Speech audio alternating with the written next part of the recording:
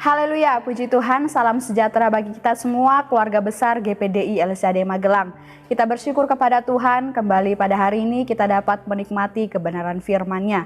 Dan renungan firman Tuhan pada hari ini adalah melayani Tuhan. Kita buka bersama Alkitab kita di dalam Imamat 21 ayatnya yang ke-24. Sekali lagi Imamat 21 ayat 24. Demikian bunyi firman Tuhan. Demikianlah Musa menyampaikan firman itu kepada Harun serta anak-anaknya dan kepada semua orang Israel. Puji Tuhan, Bapak Ibu saudara-saudari yang diberkati oleh Tuhan, pada perikop ini jika kita membaca keseluruhan, kita dapat melihat bersama apa saja hukum yang diwajibkan bagi seorang imam dalam menjaga sebaik-baiknya martabat dan jabatan keimamatannya.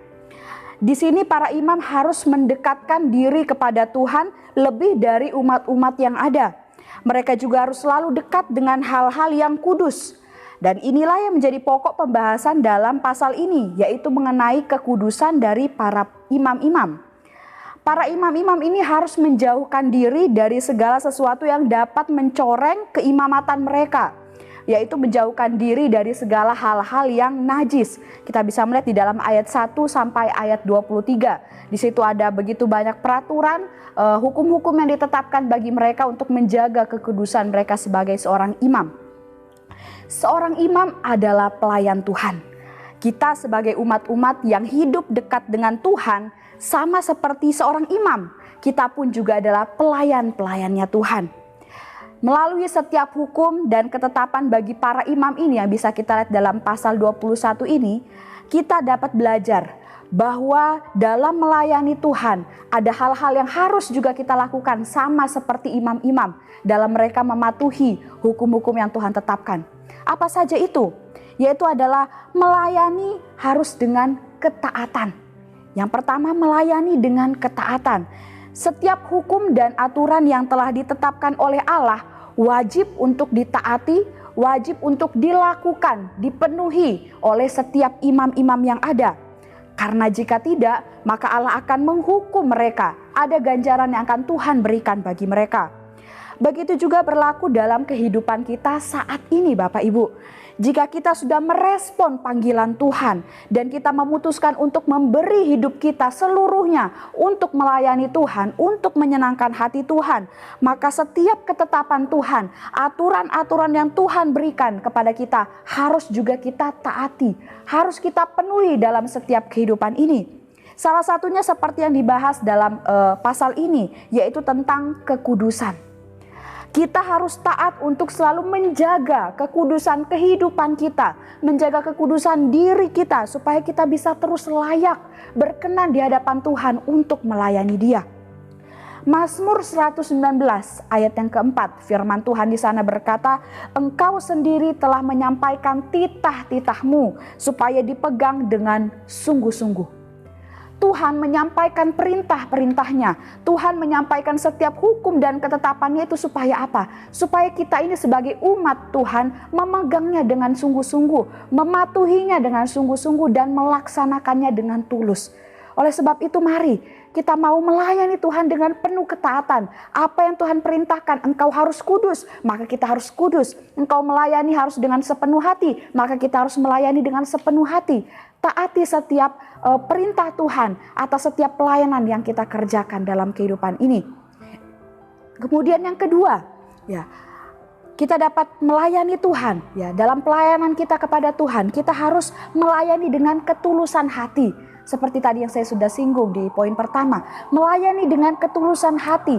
Ketaatan dalam melaksanakan setiap ketetapan Tuhan harus juga disertai dengan ketulusan.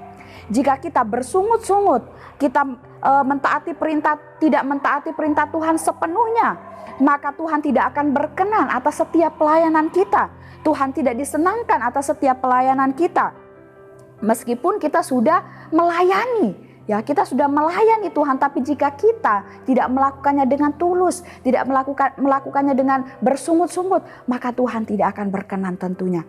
Matius 23 ayat 23 bagian B. Di sana firman Tuhan berkata, yang satu harus dilakukan dan yang lain jangan diabaikan.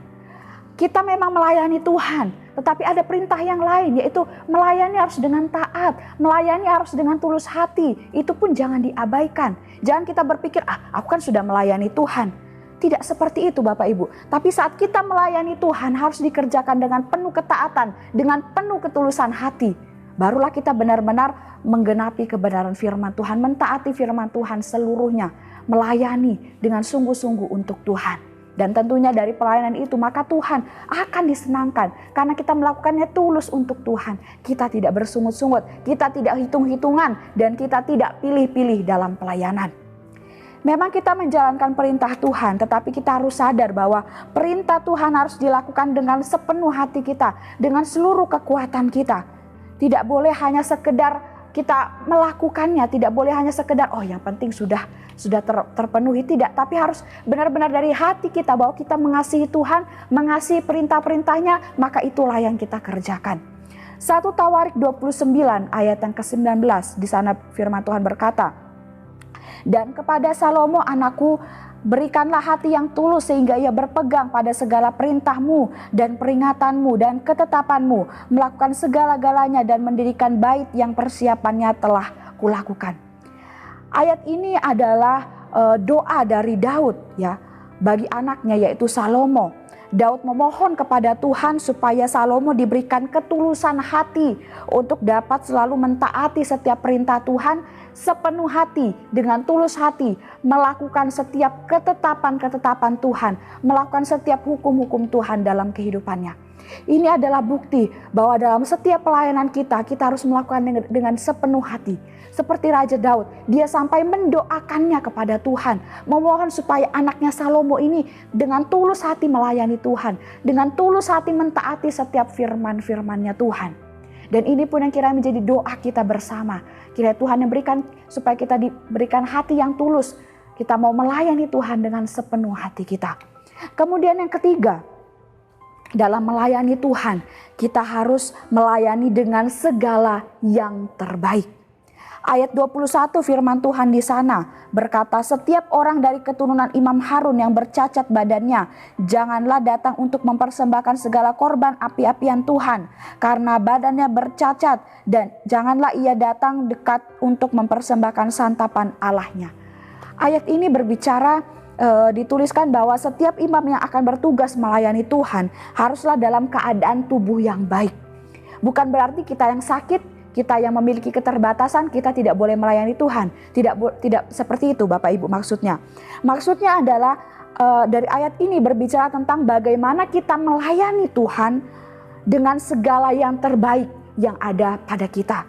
Salah satu contoh dari segala yang terbaik yang ada pada kita adalah selagi kita masih hidup, ya, selagi kita masih kuat saat ini, mari kita gunakan anggota tubuh kita untuk menyembah Tuhan, untuk melayani Tuhan. Kita memiliki mulut, memuji Tuhan, berdoa kepadanya, bersaksi tentang kebaikannya. Kita punya tangan, kita bisa bertepuk tangan ketika memuji Tuhan. Kita bisa juga memainkan musik dalam pelayanan-pelayanan di gereja.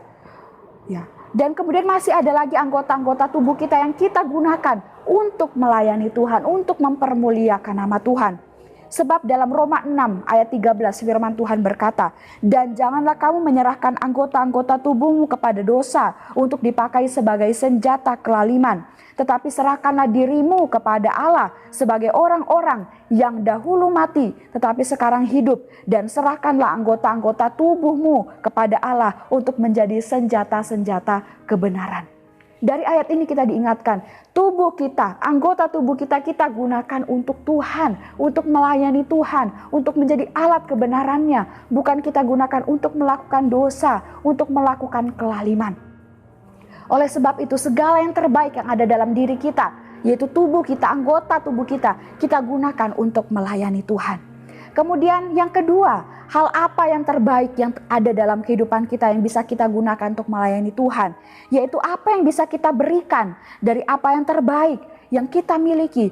Mari kita gunakan untuk membantu pelayanan pekerjaan Tuhan. Kita kerjakan, kita berikan.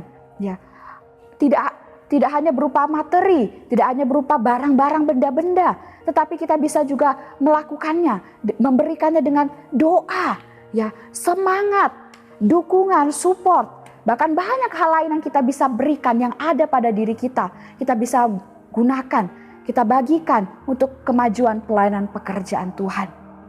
Dan puji Tuhan, ketika kita sudah melakukan hal-hal ini, kita melayani Tuhan dengan sepenuh hati, dengan ketulusan hati, kita melayani Tuhan dengan ketaatan, kita melayani Tuhan dengan segala hal yang baik yang ada dalam diri kita. Kita akan melihat pelayanan kita akan diberkati, pelayanan kita akan mempermuliakan nama Tuhan, dan pelayanan kita bisa memberkati banyak orang. Oleh sebab itu, melalui firman Tuhan hari ini kita sama-sama belajar. Mari kita dari kehidupan para imam di zaman lampau, ketika mereka melayani Tuhan, kita juga sama-sama belajar dari kehidupan para imam yang ada, bahwa ketika melayani haruslah dengan sepenuh hati, dengan ketaatan, dan dengan segala yang terbaik bagi Tuhan, sehingga nama Tuhan dipuji dan dipermuliakan melalui setiap kehidupan kita. Puji Tuhan, Tuhan Yesus memberkati. Mari kita sama-sama akhiri renungan hari ini dengan berdoa. Segala puji syukur, hormat, kemuliaan kami persembahkan kepadamu Tuhan. Engkau Allah kami yang baik, Engkau Allah kami yang luar biasa. Kami bersyukur buat kasih dan kemurahan-Mu bagi kami melalui kebenaran firman Tuhan yang dapat kami dengarkan. Kiranya firman-Mu menjadi kekuatan bagi kami dan Roh Kudus mampukan kami untuk dapat melakukan setiap firman-Mu. Terima kasih Yesus, terima kasih Bapa. Engkau bawa seluruh sidang jemaat Tuhan yang ada di GPD LSAD Magelang untuk semakin setia kepada Engkau. Terima kasih Yesus, terima kasih Bapa.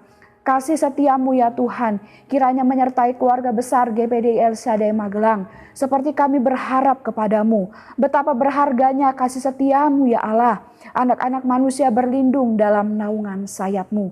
Kami aminkan setiap firman-Mu ini dalam kehidupan kami Tuhan. Terima kasih Yesus, kami sudah terima firman-Mu dengan penuh ucapan syukur dan sukacita. Di dalam nama Tuhan Yesus, haleluya. Amin.